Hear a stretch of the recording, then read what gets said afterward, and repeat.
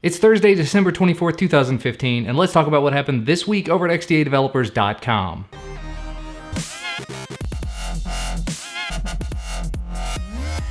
First up, it looks like the Japan-exclusive Special Edition Gold Nexus 6P isn't so exclusive anymore. Starting on the 21st of December, the 64GB version became available through Flipkart for about 44,000 rupees, so if you're in India and you just can't live without that gold, they got you covered. LG has unveiled yet another tablet, the G Pad 2 8.3 LTE. This comes with the Snapdragon 615 processor, 1920 by 1200 resolution, 8.3-inch display, 2GB of RAM, 16GB of storage, and a micro SD card slot capable of up to 2TB micro SD cards. Strangely enough, it is still running Android 5.1.1, and it's only available in South Korea for now, so we're just gonna have to kind of wait and see if it's gonna become available in other areas down the road, and what the pricing will be. Microsoft has released a new Lumia Windows 10 phone with a Snapdragon 210 processor, 4.7-inch HD display, 8GB of storage, and 1GB of RAM for the equivalent of about $140 US. That's really a very limited set of specs, so some of the Windows 10 features are not gonna work on it, but that's really not a terrible price, and Windows phones do traditionally do really well with lower specs. Blueboo has announced a new phone called Picasso, which is supposed to have a sapphire display, and absolutely nothing else is known about it at this time. The sapphire display sounds like an amazing upgrade since it should make the glass in it much more durable, but with literally no more info about specs or pricing, my interest is immediately lost.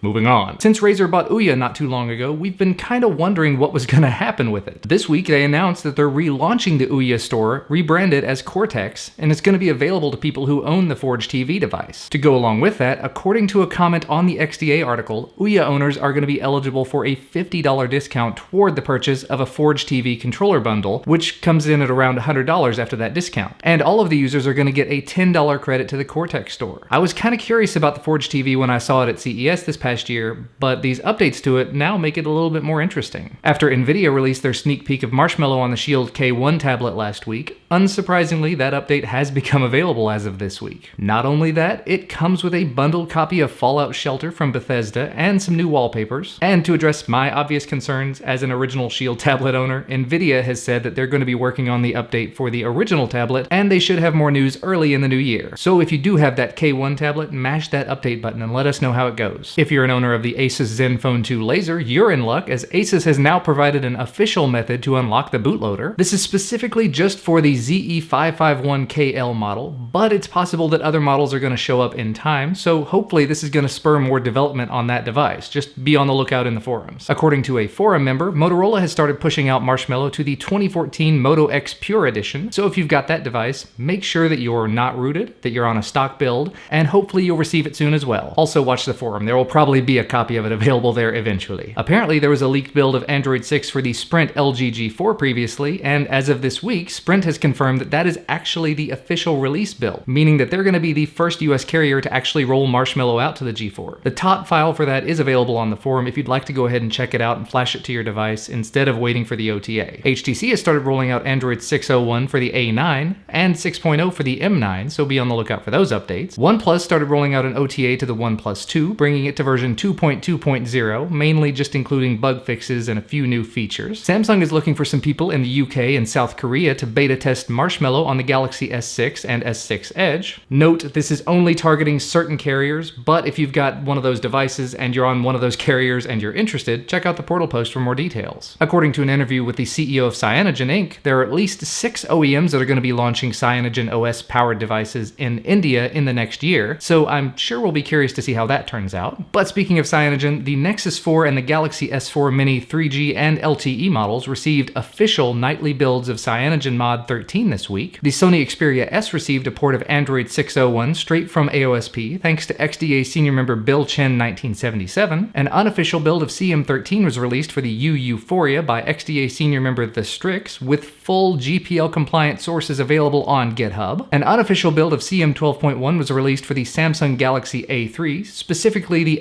SMA300FU by XDA senior member Evil Racer 123. A user from Reddit figured out that you can actually enable electronic image stabilization on the Nexus 5X, just like the Nexus 6P has, by editing the build prop file and adding just one line that enables the setting inside of your camera app. That actually gives me just one more reason to go ahead and root my Nexus 5X, so if you've got that device, might be worth taking a loop at it. A new beta version of Super SU was released this week, version 2.64, bringing along a bunch of bug fixes for systemless root and other things to help with boot looping and everything. And finally, one other video was posted to XDA TV this week, where TK reviewed Launcher X. But you know what? That's going to be about all from me for today. You can find the links to all of the stories that I talked about down in the video description, as usual, as well as the links to my YouTube channels. Remember, if you like this video, please do leave us a thumbs up down below the video. We definitely appreciate it. And subscribe to receive all of our videos as soon as they become available. Thanks so much for watching, and we will see you next time.